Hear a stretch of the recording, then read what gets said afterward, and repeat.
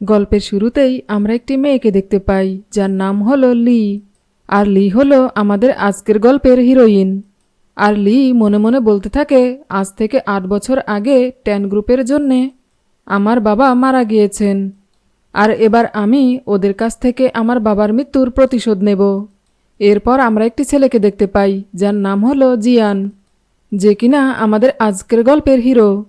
আর জিয়ান একটি মেয়ের ওপর ভীষণ রেগে যায়, কারণ মেয়েটি ওর মনের মতো ড্রেস তৈরি করতে পারছিল না। আর ঠিক তখনই সেখানে লি চলে আসে। আর লিকে দেখে জিয়ান ভীষণ অবাক হয়ে যায়। আর সিন ফ্ল্যাশব্যাকে দেখানো হয়, যেটা দেখে বোঝা যায় যে ওরা দুজন একে অপরকে অনেক আগে থেকেই চিনে। আর লি বলে, আমার নাম হলো লি। আজ থেকে আমি এই কোম্পানির নতুন ডিজাইনার হিসেবে জয়েন করেছি। যেটা শুনে ওয়াং নামের একটা লোক বলে, তাহলে তুমিই সেই যাকে কিনা ৮ বছর আগে এই কোম্পানি থেকে বের করে দেওয়া হয়েছিল, অথচ তুমি আজ আবারও নির্লজ্জের মতো এই কোম্পানিতে ফিরে এসেছো। তখন লি ওর ফোনের একটা ভিডিও দেখিয়ে ওয়াংকে বলে, মিস্টার ওয়াং, আমার মনে হয় আপনার মেমোরিটা একটু খারাপ হয়ে গেছে। আপনি যখন গত সপ্তাহে বিদেশে ছিলেন এবং 2টা রোজুট প্রোডাকশন লাইন হারালেন, তখন কতটা আন্তরিকতার সাথে হাঁটু গেড়ে বসে আপনি আপনার ঋণদাতার কাছে দয়া ভিক্ষা করেছিলেন, সেটা হয়তো আপনি ভুলে গেছেন, তাই না? এটা শুনে ওয়াং ফোনটা কেড়ে নেওয়ার চেষ্টা করলে লি ওয়াংকে পা দিয়ে ল্যাং মেরে ফেলে দেয়। আর এতে ওয়াং রেগে গিয়ে সিকিউরিটি গার্ডকে ডাকতে থাকে আর বলে, এই মেয়েটিকে এখনই এখান থেকে বের করে দাও। তখন জিয়ান বলে, মিস্টার ওয়াং, লি নয়, আপনি এখান থেকে বেরিয়ে যান। এটা শুনে ওয়াং সেখান থেকে চলে যায়। আর জিয়ান লিকে বলে, তুমি এখানে ফিরে এসে কাজটা ঠিক করনি।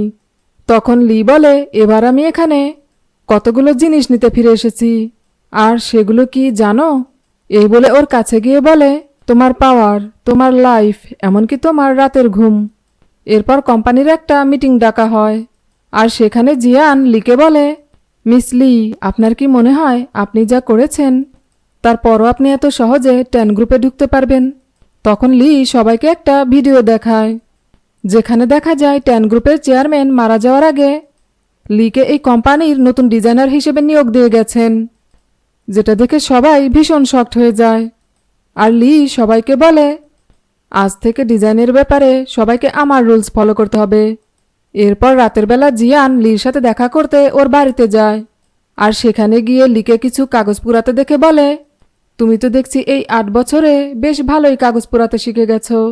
তখন লি বলে, কই, আমি কাগজ পুরাচ্ছি না তো, আমি তো 10 গ্রুপের শোকসভার নিমন্ত্রণপত্র ডিজাইন করছি। এটা শুনে জিয়ান লিকে নিজের কাছে টেনে নিয়ে বলে, এসব ইউজলেস কাগজ পুরানোর বদলে তুমি এক কাজ করো, তুমি বরং আমাকেই পুড়িয়ে দাও। ৮ বছর আগেও তো তোমার এটাই প্ল্যান ছিল, তাই না? তখন লি বলে, ৮ বছর আগে তুমি ছিলে একজন টিনেজার, কিন্তু এখন তো তুমি 10 গ্রুপের একজন চেয়ারম্যান হয়ে গেছো। আর তাই আমার প্ল্যানটাকেও একটু চেঞ্জ করতে হবে। এটা শুনে জিয়ান আরও রেগে যায় আর বলে, আমি জানি তুমি কি মতলবে কোম্পানিতে ফিরে এসেছো। তুমি আসলে 10 গ্রুপের কাছ থেকে প্রতিশোধ নিতে চাও, তাই না? কিন্তু একটা কথা মাথায় রেখো, আমি থাকতে সেটা কখনোই সম্ভব হবে না। এই বলে সেখান থেকে চলে যায়।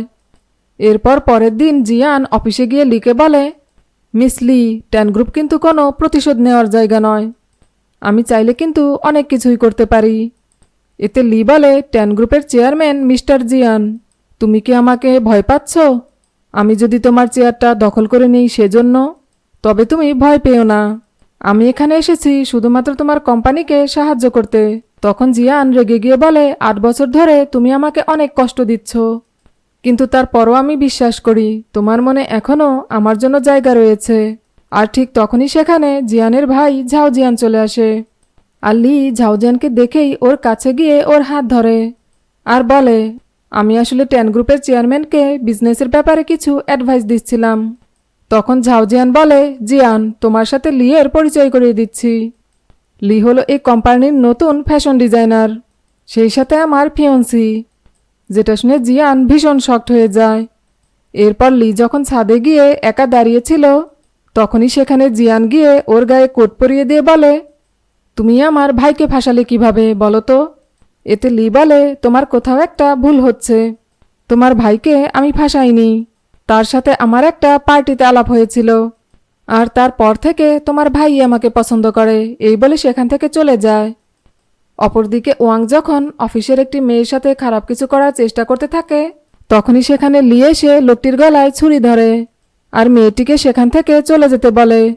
আর মেয়েটি সেখান থেকে চলে যাওয়ার পর ওয়াং লিকে বলে, বেশি বাড়াবাড়ি করো না, আমার যা খুশি আমি তাই করব, কি করবে তুমি? তখন লি বলে, এত কথা না বলে আপনি আপনার কাজটা ঠিক মতো করুন। এতে ওয়াং বলে, তুমি নিজেকে খুব চালাক ভাবো তাই না? আমিও দেখে নেব তুমি কতদিন এই কোম্পানিতে টিকে থাকতে পারো। এই বলে লোকটি সেখান থেকে চলে যায়। এরপর রাতের বেলা অফিস থেকে বাড়ি যাওয়ার সময় জিয়ান লিয়ের জন্য অপেক্ষা করতে থাকে।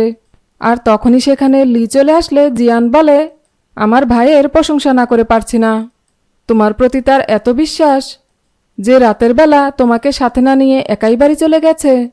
এতে লি বলে, তুমিও তো দেখছি তোমার অতীত থেকে বের হতে পারছো না, আর তাই নিজের ভাইয়ের ফিয়ন্সির জন্য এখানে দাঁড়িয়ে আছো। তখন জিয়ান লিয়ের হাত ধরে বলে, আসলে কি বলো তো, আমি ভাবছি এবার তোমাকে এতটা শক্ত করে ধরে রাখবো যাতে তুমি আর কখনোই পালিয়ে যেতে না পারো। আর তখনই সেখানে ঝাওজিয়ান চলে আসে। ঝাওজিয়ান আসলে লিয়ের জন্যে একটা ফ্লাওয়ার বুকে আনতে গিয়েছিল, আর ও সেটা লিকে দিতে গেলে জিয়ান সেটা কেড়ে নেয় আর ঝাওজিয়ানকে বলে, আমার ভাইয়ের হয়তো জানা নেই যে লি ফুল পছন্দ করে না। তখন লি জিয়ানের হাত থেকে ফুলের তোড়াটা নিয়ে বলে, কে বলেছে আমি ফুল পছন্দ করি না, আমি ফুল ভীষণ পছন্দ করি। এই বলে লি ঝাওজিয়ানের সাথে সেখান থেকে চলে যায়। আর জিয়ান রেগে গিয়ে মনে মনে বলে, লি, আমিও দেখতে চাই তুমি কতদিন এই ভালোবাসার নাটকটা চালিয়ে যেতে পারো। এরপর পরের দিন লি অফিসের মিটিংয়ে এসে সবার সামনে প্রমাণ করে দেয় যে মিস্টার ওয়াং সুযোগ নিয়ে কোম্পানির জন্য নিম্নমানের র ম্যাটেরিয়াল ক্রয় করে কোম্পানির থেকে মোটা অঙ্কের টাকা হাতিয়ে নিচ্ছে, যার ফলে একদিকে ক্রেতা এবং অন্যদিকে কোম্পানি উভয়েই ক্ষতিগ্রস্ত হচ্ছে।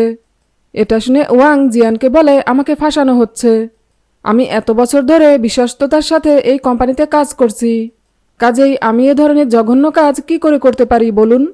এতে জিয়ান কোনো উত্তর দেওয়ার আগেই ঝাওজিয়ান বলে, ট্যান গ্রুপের ক্ষতির পেছনে যে মিস্টার ওয়াংয়ের হাত রয়েছে সেটা আজ পরিষ্কার হয়ে গেছে। তখন কোম্পানির চেয়ারম্যান জিয়ান বলে, কোম্পানির নিয়ম অনুযায়ী মিস্টার ওয়াংয়ের বিরুদ্ধে ব্যবস্থা গ্রহণ করা হবে, তার আগে মানহীন উৎপাদিত পণ্যের বাজারজাতকরণ বন্ধ করার ব্যবস্থা করুন। আর তখনই সিকিউরিটি গার্ড এসে মিস্টার ওয়াংকে বের করে দিতে গেলে ঝাওজিয়ান সবার সামনে চেয়ার তুলে মিস্টার ওয়াংয়ের মাথায় আঘাত করে। ভিডিওটি যদি আপনাদের ভালো লেগে থাকে তাহলে এর পরের পর্বগুলো দেখার জন্য চ্যানেলটি লাইক, শেয়ার, কমেন্টস এবং সাবস্ক্রাইব করবেন।